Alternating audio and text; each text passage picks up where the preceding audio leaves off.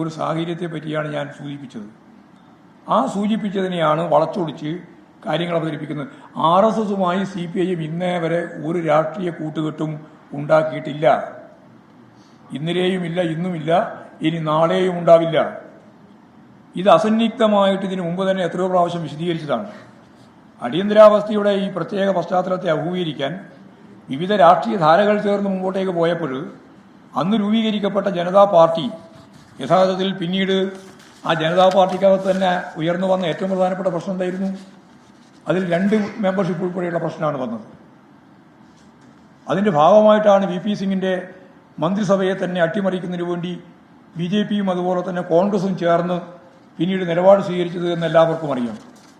അത് ഈ RSSന്റെയും അതുപോലെ തന്നെയുള്ള വിഭാഗീയ നിലപാടുമായിട്ട് ബന്ധപ്പെട്ടുകൊണ്ട് തന്നെയാണ്.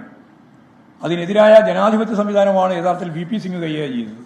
ആ VP സിംഗിനെ താഴെ ഇറക്കുന്നതിന് വേണ്ടി കോൺഗ്രസും BJPയും ചേർന്നുകൊണ്ടാണ് ആ ഗവൺമെന്റിനെ താഴെ ഇറക്കിയത് എന്നുള്ള കാര്യം നമ്മൾ ഈ സന്ദർഭത്തിൽ മനസ്സിലാക്കേണ്ടതാണ്. കേരളത്തിന്റെ ചരിത്രം പരിശോധിച്ച് നോക്കിയാൽ RSSുമായിട്ട് ബന്ധപ്പെട്ട് പ്രവർത്തിച്ചത് ആരാ?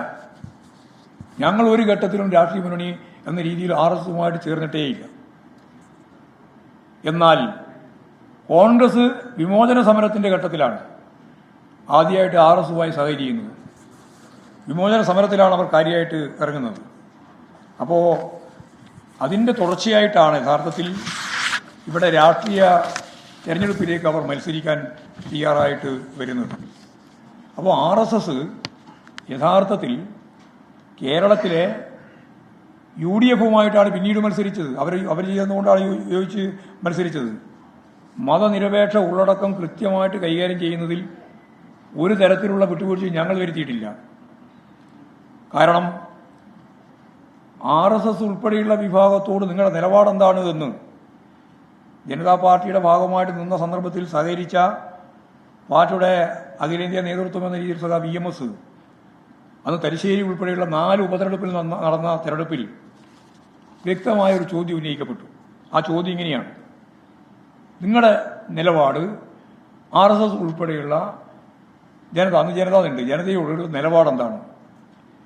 അന്ന് ചരിത്രപ്രസിദ്ധമായ ഒരു പ്രസംഗം സഖാവ് EMS തലശ്ശേരിയിൽ നടത്തി. അത് RSSന്റെ വോട്ട് ഞങ്ങൾക്ക് വേണ്ട എന്നാണ്. RSSന്റെ വോട്ട് ഞങ്ങൾക്ക് വേണ്ട എന്ന് അസന്നിഗ്ധമായിട്ട് പ്രഖ്യാപിച്ച സഖാവ് EMS ആണ്. അത് അടിയന്തരാവസ്ഥയ്ക്ക് ശേഷം 1980 മുമ്പ് നടന്ന ഉപതെരഞ്ഞെടുപ്പുമായിട്ട് ബന്ധപ്പെട്ട ഒരു ചിത്രമാണ്. അപ്പോൾ ഒരു തരത്തിലുള്ള ബന്ധവും ഇടതുപക്ഷ പ്രസ്ഥാനവുമായിട്ട് RSSന് ഉണ്ടായിട്ടില്ല എന്ന് പറയാൻ വേണ്ടിയിട്ടാണ് ഞാൻ ഇത്രയും കാര്യങ്ങൾ പറഞ്ഞത്. മതനിരപേക്ഷ നിലപാട് ഉയർത്തിപ്പിടിച്ച് ഇടതുപക്ഷം ആ 4 സീറ്റും ജയിക്കുന്ന സ്ഥിതിയാണ് ഉപതെരഞ്ഞെടുപ്പിന്റെ ഭാഗമായിട്ടും ഉണ്ടായത്. തുടർന്ന് നമുക്കറിയുന്നത് പോലെ RSSും BJPയും കോൺഗ്രസും ചേർന്ന് മത്സരിച്ചത് വടകര പാർലമെന്റ് നിയോജക മണ്ഡലത്തിലും അതുപോലെ തന്നെ ബേപ്പൂർ അസംബ്ലി നിയോജക മണ്ഡലത്തിലുമാണ് കോലിബി സഖ്യം ഉണ്ടാക്കിയത്. ആ സഖ്യത്തെയും പരാജയപ്പെടുത്താൻ നമുക്ക് സാധിച്ചിട്ടുണ്ട്. മാത്രമല്ല, ജനതാ പാർട്ടിയുമായിട്ട് ഐക്യമുന്നണി ഉണ്ടാക്കിയത് ഈ ഉൾപ്പെടെയുള്ള ഈ UDF ആണ് 1980. അന്നാണ് രാജഗോപാൽ മത്സരിച്ചത് കാസർഗോഡ്, രാജഗോപാൽ. അന്നാണ് KE മാരാർ മത്സരിച്ചത് കൂത്തുപറമ്പ്. അന്ന് കൂത്തുപറമ്പ് എന്നല്ല ആ നിയോജക മണ്ഡലത്തിന്റെ പേര്, പെരിങ്ങളം എന്നാണ്. ആ പെരിങ്ങളം നിയോജക മണ്ഡലത്തിലാണ് ഇന്നത്തെ നമ്മുടെ വനവകുപ്പ് മന്ത്രി AK ശശീന്ദ്രനാണ് അവിടെ മത്സരിച്ചിരുന്നത്. അവിടെ ജയിച്ചു. രാജഗോപാലിനെതിരായിട്ട് ഞങ്ങളുടെ സ്ഥാനാർത്ഥിയെ മത്സരിച്ചത് രാമണ്ണറയാണ്. രാമണ്ണറെ ജയിച്ചു. ലീഗും കോൺഗ്രസും ചേർന്ന മുന്നണിയിലായിരുന്നു ഈ പറയുന്ന ജനതാ പാർട്ടി അന്നുണ്ടായിരുന്നത്.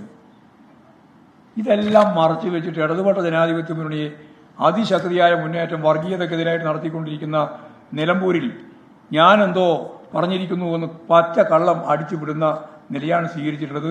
ചരിത്രത്തിന്റെ ഭാഗമായിട്ട് തന്നെ പഠിക്കണം. അങ്ങനെ പഠിക്കുമ്പോഴാണ് നമുക്ക് ഇതിൽ ഓരോന്നിലും വന്ന മാറ്റങ്ങളും വിഗതികളും നമുക്ക് കൃത്യമായിട്ട് മനസ്സിലാക്കാൻ സാധിക്കുക.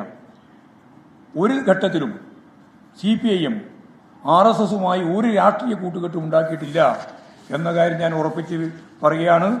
പലപ്പോഴും വന്ന രാഷ്ട്രീയ സാഹചര്യത്തിൽ ഞാൻ നേരത്തെ പറഞ്ഞതുപോലെ അടിയന്തരാവസ്ഥ ഉൾപ്പെടെയുള്ള ഘട്ടത്തിൽ കണ്ട ജനകീയ മുന്നേറ്റത്തിന്റെ ഭാഗമായി എല്ലാവരും ചേർന്ന് മുന്നോട്ടേക്ക് പോയിട്ടുണ്ട് എന്നുള്ള കാര്യവും ഇതിന്റെ ഭാഗമായി ശരി. CPM സംസ്ഥാന സെക്രട്ടറി MV ഗോവിന്ദന്റെ വാർത്താ സമ്മേളനം തുടരുകയാണ്. അദ്ദേഹത്തിന്റെ വാക്കുകൾ വിവാദമായ പശ്ചാത്തലത്തിൽ അദ്ദേഹം അതിൽ വ്യക്തത വരുത്തുകയായിരുന്നു.